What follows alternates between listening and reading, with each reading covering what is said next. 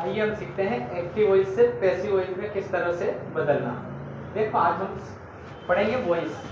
Voice में क्या है कि सबसे पहले हमें इसका वॉइस को चेंज करने से पहले हमें कुछ टेंस के रूल्स सीखने होंगे, जो कि इस प्रकार से हमें तो हेल्पिंग वर्ब हमें इस टेंस की लगानी है। लेकिन बहुत सारे बच्चों की समस्या ये है कि हमें पता ही नहीं चलता है कि ये इस टेंस का वाक्य कौन से टेंस का है। बिल्कुल, अब देखो इस टेंस का होगा वाक्य, तो वाक्य में जो लिखा रहेगा उसमें ये इज एम आर लिखी रहेगी, इससे ये पहचान हो जाएगी कि इस टेंस का है। यदि इस टेंस का वाक्य है तो उसके अंदर हैज या हैव लिखा रहेगा, इससे ये पहचान हो जाएगी कि ये इस टेंस का है। लेकिन इसकी पहचान इसमें डू और डज तो नेगेटिव और इंट्रोगेटिव में आते हैं, पॉजिटिव वाक्य के अंदर नहीं आते हैं। तो इसको हम कैसे पहचानेंगे? इसका जो सूत्र है सब्जेक्ट, उसके बाद वर्ब की फर्स्ट फॉर्म, इसके साथ एस या फिर ईएस और ऑब्जेक्ट, ये इसका सूत्र है। यदि यहाँ पर सेंटेंस आता है और उसमें वर्ब की फर्स्ट फॉर्म है, उसके साथ एस या ईएस लगी हुई है, अगर ये सब्जेक्ट एक वचन है तो और ऑब्जेक्ट है, तो ये पहचान लेंगे हम कि ये इस टेंस का वाक्य है ना। जैसे मैंने लिखा, वह पत्र लिखता है, he writes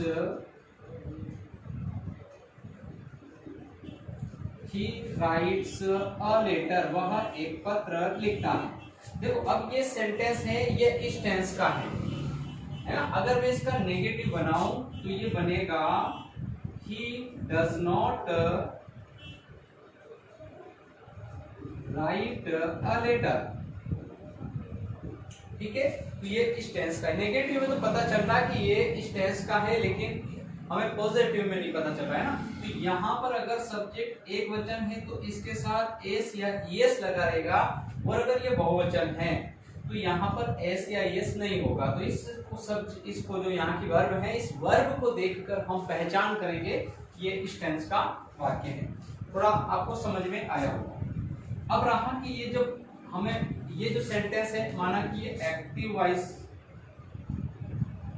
ये सेंटेंस है एक्टिव वॉइस सेंटेंस है, हमें इसको पैसिव वॉइस में चेंज करना है। तो हमें करना क्या होगा? देखो ये जो एक्टिव वॉइस सेंटेंस है, इसको हम जब पैसिव वॉइस में चेंज करेंगे, तो पैसिव वॉइस में चेंज करने के लिए देखो यहाँ पर ये जो चीज है, ये इसमें सब्जेक्ट है और ये ऑब्जेक्ट है और ये वर्ब है, ठीक है। सब्जेक्ट है, ऑब्जेक्ट है और वर्ब है। तो जब भी हम पैसिव वॉइस में चेंज करेंगे तो पैसिव का जो रूल्स है, आपका पैसिव वॉइस का जो रूल्स है, पहले मैं रूल्स लिखता हूं। सबसे पहले यहाँ आएगा ऑब्जेक्ट, जो सब इसमें ऑब्जेक्ट है ये यहाँ आएगा सब्जेक्ट के रूप में, ठीक है। सब्जेक्ट में रूप में यहाँ आएगा। उसके बाद ये इस टेंस का है तो हेल्पिंग वर्ब इस टेंस की आएगी, यानी कि इसमें से तीनों में से एक आएगा, या तो इज आएगा या एम आएगा या फिर आर आएगा, तीनों में से एक आएगा। उसके बाद वर्ब की थर्ड फॉर्म आएगी। ये बात ध्यान रखना, हमेशा पैसिव वॉइस बनाते समय वर्ब की थर्ड फॉर्म ही आती है। तो यहाँ पर क्या आएगा? वर्ब की थर्ड फॉर्म आएगी। उसके बाद हमें क्या लगाना है? बाय लगाना है। और उसके बाद क्या लगाना है? आपको सब्जेक्ट लगाना है। ये जो सब्जेक्ट है ये पीछे जाएगा, लेकिन ये क्या होगा? ऑब्जेक्ट में कन्वर्ट हो जाएगा। जो सब्जेक्ट है ये काय में चेंज हो जाएगा? ऑब्जेक्ट में। अब ये आप सोच रहे होंगे ऑब्जेक्ट में कैसे कन्वर्ट होगा? तो देखो ये मैंने यहाँ पहले से फार्मूले कुछ लिख रखे हैं। जैसे अगर यहाँ आई है तो इसका ऑब्जेक्ट होता है मी, आई का मी, यू का यू ही रहता है, ही का हिम हो जाता है, शी का हर होता है, दे का देम हो जाता है। यानी कि जो यहाँ पर सब्जेक्ट होगा ये ऑब्जेक्ट के रूप में चेंज हो जाएगा। अब देखो इसी सेंटेंस को हम चेंज करते हैं, पैसिव वॉइस में बनाते हैं। यानी कि ये पैसिव वॉइस बनाते समय क्या आएगा? अ लेटर, ये आपका सब्जेक्ट आ गया अ लेटर। अब तीनों में से इज एम आर तीनों में से एक लगाना। तो ये आप जानते हो कि एम किसके लिए आता है? आई के लिए, यानी कि आई के लिए एम है, इसको अलग निकाल दो। जब आई आएगा एम का यूज करना, बाकी तो हमारे पास दो ही रह गए, इज और आर, दोनों में से एक लगाना। तो हमें ये पता होना चाहिए कि यदि ये एक वचन है तो इज लगाना, यदि यहाँ बहुवचन हो तो आर लगाना, ठीक है। इज, एम, आर तीनों में से एक, तो यहाँ पर ये एक वचन है, एक पत्र। अ लेटर इज, अब आए वर्ब की थर्ड फॉर्म, यानी कि जो राइट है, राइट की जो थर्ड फॉर्म होती है रिटन, आपको यहाँ पर इसकी थर्ड फॉर्म लगानी है रिटन, यानी अ लेटर इज रिटन। अब क्या बचा, बाय, बाय लिख दो। उसके बाद जो सब्जेक्ट है ही किस में चेंज हो रहा, हिम के अंदर, तो ही क्या हो जाएगा, ही का हिम हो जाएगा, ही का हिम हो जाएगा। इस तरह से हम एक्टिव वॉइस सेंटेंस को पैसिव वॉइस में चेंज कर सकते हैं। यदि इस टेंस का वाक्य आए तो हेल्पिंग वर्ब इस टेंस की लगानी, और यदि इस टेंस का आए तो हेल्पिंग वर्ब इस टेंस की लगानी। ठीक है, अब एक बात और समझना कि इस टेंस का आए तो क्या करना, आपके मन में प्रश्न आ रहा होगा कि इस टेंस का आए तो क्या करना। इस टेंस का कभी भी आता ही नहीं है और पैसिव वॉइस बनता ही नहीं है, इसलिए इसका तो हमारे पास कोई रोल ही नहीं रहा। अब रही बात इस टेंस की, तो इस टेंस का आए तो हेल्पिंग वर्ब इस टेंस की नहीं लगाना, इस टेंस का आए तो हेल्पिंग वर्ब इसी टेंस की लगेगी। इस फार्मूले को अपन अलग से पढ़ेंगे, अभी हम पढ़ रहे हैं इस टेंस का आए तो इसमें चेंज करना और इसका आए तो इसमें चेंज करना। देखो मैं एक दो वाक्य और लिख रहा हूं आपके सामने। देखो अगर यहां पर एक सेंटेंस मैंने दिया, सीता, सीता, सीता क्या कर रही, सब्जी काट रही, Sita cuts vegetable, vegetable,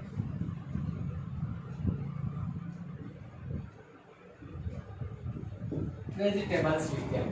Sita cuts vegetables, यानी कि जो सीता है वो सब्जियां काटती है।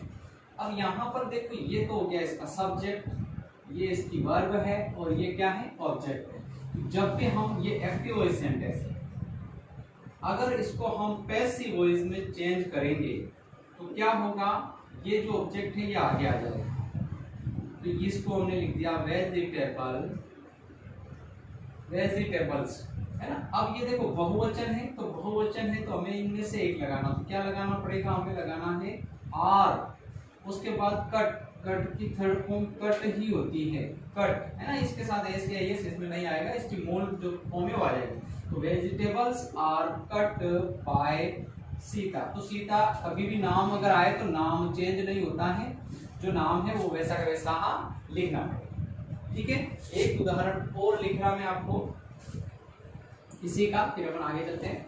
अगर यहां आया दे, दे प्लेज क्रिकेट, यानी कि जो है वे क्रिकेट खेलते हैं, दे प्लेज क्रिकेट। तो यहाँ पर क्या है, ये क्रिकेट है, इसको आगे लिखो, क्रिकेट को आगे लिखो। उसके बाद एक वचन है इज, प्ले की जो थर्ड फॉर्म होती है प्लेड, बाय, दे का क्या हो जाएगा, देम हो जाएगा। तो यहाँ हमें क्या लिखना है, देम लिखना है। यहाँ तक शायद आपके समझ में आई होगी बात। ठीक है, अगर हम देखते हैं कि अगर यहाँ पर आया, मान लो इस टेंस का वाक्य है, मैंने लिखा he has written a letter, यानी कि जो पत्र है वह लिख चुका है, वह पत्र लिख चुका है। तो यहाँ पर हम क्या करेंगे, a letter आगे लिखेंगे, a letter। अब यहाँ पर आपको इस टेंस का है तो हेल्पिंग वर्ब इस टेंस की लगानी। अब बात वही है कि हैज बीन लगाएं या हैव बीन, तो हमें क्या करना है, इसको देखना है, ये एक वचन है तो हमें क्या लगाना है, हैज बीन लगाना है। और यदि अगर ये बहुवचन होता तो हैव बीन लगाना होता।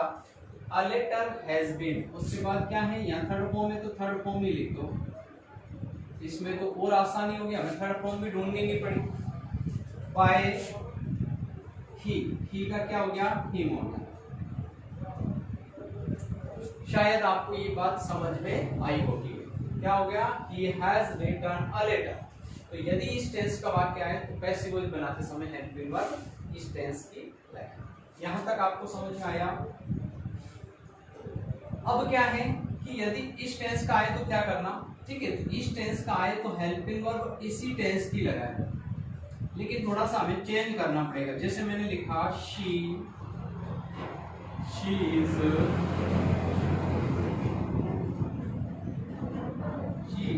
Playing, she is washing, she is washing clothes, she is washing clothes, वह कपड़े धो रही हैं। अब देखो यहाँ पर ये तो हो गया सब्जेक्ट, ये हो गई वर्ब और ये हो गया ऑब्जेक्ट। तो हमें क्या करना है, पैसिव वॉइस बनाते समय ऑब्जेक्ट आगे लिखना है, उसके बाद क्या करना है, हेल्पिंग वर्ब इन तीनों में से एक लगाना। अगर ये एक वचन है तो इज लगाना, और ये बहुवचन है तो आर लगाना। तो यहाँ पर ये बहुवचन है क्योंकि क्लोथ बहुत सारे कपड़े बात हो रही है यहाँ पर, तो क्लोथ आर। और यहाँ पर आपको एक नई चीज लिखनी पड़ेगी, वो है बीइंग। उसके बाद लिखना है आपको वॉश्ड बाय शी का क्या हो रहा है यहाँ पर, हर। तो हमें क्या करना है, हर लिखना है।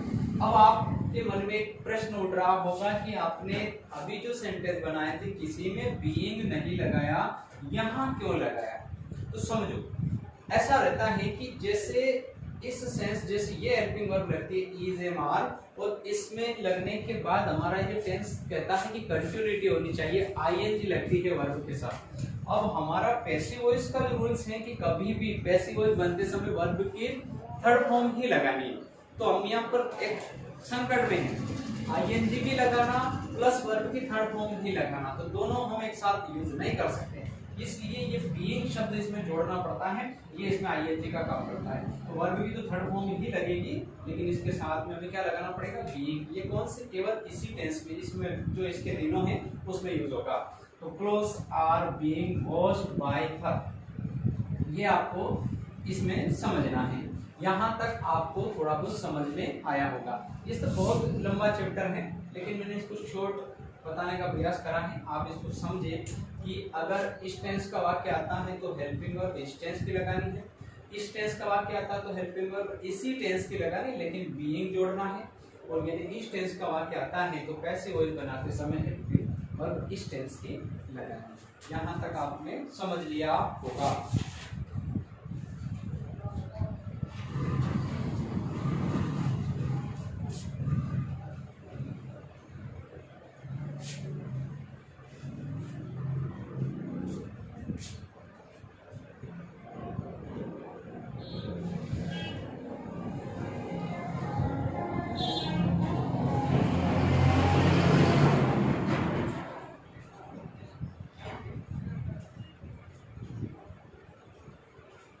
She has cooked the food for the guest. She has cooked the food for the guest. अब देखो यहाँ पर for the guest, ये मेहमान थे। She has cooked food for the guest, यानी कि वह किसके लिए, मेहमान के लिए खाना बना चुकी है। अब यहाँ पर एक बात समझनी है हमें, जब हम अब तक बात कर रहे हैं कि यदि सब्जेक्ट के बाद आपके ये इस टेंस का है तो मैं यहाँ लिख रहा हूँ हैज या हैव, उसके बाद वर्ब की थर्ड फॉर्म है और ऑब्जेक्ट है, ये इस टेंस का रूल्स है। लेकिन जब हम पैसिव वॉइस बनाएंगे तो ये हेल्पिंग वर्ब इस टेंस की लगेगी। जैसा कि ये जो ऑब्जेक्ट है ये आगे आ जाएगा, फिर हैज और हैव दोनों में से एक आएगा, लेकिन इसके साथ क्या लगेगा, बीन। हैज बीन या हैव बीन लगेगी, वर्ब की थर्ड फॉर्म लगेगी, फिर ऑब्जेक्ट लगेगा, फिर बाय लगेगा, नहीं फिर यहाँ पर कोई अदर वर्ड है तो वो लगेगा, फिर बाय लगेगा, फिर क्या लगेगा, सब्जेक्ट, और अदर वर्ड बाद में भी आ सकता है। ठीक है, इस रूल्स के अनुसार अब हमें क्या करना है, पहले ऑब्जेक्ट। अब इसमें आपको समझ में आ रहा होगा कि ऑब्जेक्ट क्या है। She has cooked food for the guest। अब बहुत सारे बच्चे इसको करने बैठेंगे तो ये for the guest आगे लाएंगे और इसको बनाएंगे, जो कि गलत है। देखो यहाँ पर हमें जब भी अगर किसी सेंटेंस में सब्जेक्ट पता चल नहीं रहा हो तो ये सब्जेक्ट है। देखो शी, क्योंकि जो बनाने वाला होता है वो करता होता है, तो यही सब्जेक्ट है। क्या बना रहा हो, कुकिंग कर रहा, तो ये क्रिया हो गई। और बना क्या रहा, खाना, तो ये क्या हो गया, कर। तो ये है इसका ऑब्जेक्ट। तो यहाँ पर ऑब्जेक्ट में आएगा आपके क्या आएगा, फूड। फूड के बाद आपको दोनों में से एक लगाना, हैज बीन या हैव बीन। तो ये एक वचन है, इसलिए आपको क्या लगाना है, has been. Has been, food has been. Verb की थर्ड फॉर्म है कुक्ड, कोई दिक्कत नहीं, कुक्ड बाय शी का क्या हो गया, हर। फॉर द गेस्ट, ये जो बाद में है इसको बाद में लिख लो, फॉर द गेस्ट्स। तो इस तरह से हमें पहचान करके लिखनी है, क्योंकि एग्जाम में इस तरह के सेंटेंस आ जाते हैं और बच्चों ने बस अब एक तरह से रट दी कि जो आगे पीछे वाला इससे आगे ले आओ और उसको उधर पहुंचा दो, तो वो गलत भी हो जाता है। तो हमें ये पहचानना है कि ऑब्जेक्ट को ही आगे लाना है और उसमें से ऑब्जेक्ट क्या है। और स्पष्ट पता चल रहा है क्योंकि द गेस्ट ऑब्जेक्ट तो नहीं हो सकता है ना, तो इसलिए यहाँ पर ये तो सब्जेक्ट हो गया, ये पकाना क्रिया हो गई, क्या पका रही, खाना पका रही, तो ये ऑब्जेक्ट हो गया। तो इस ऑब्जेक्ट को आपको आगे लाना है ना। यहाँ तक लगभग समझ में आया होगा।